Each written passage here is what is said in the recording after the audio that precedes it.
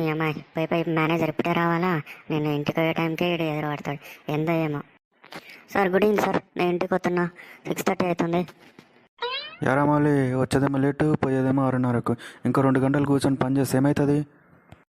వీడోడు పెళ్ళం పిల్లలు ఉన్నారేమో ఇంట్లో. ఏరా ఏమో నోట్లో గుసగుస ఉంటున్నావు, ఏం సంగతి ఏంది? సరిపోతుంది సార్, కొంచెం పని ఉంది నాకు ఇంటికాడ. మౌలి రాహుల్ని చూసుకొని నేర్చుకోరా.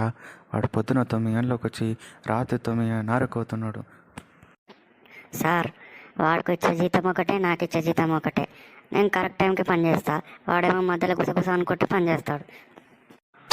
ఏరా మౌలి, నేను గుసగుసపడన్నారా? మేము మంచిగానే పని చేస్తున్నాం కదా.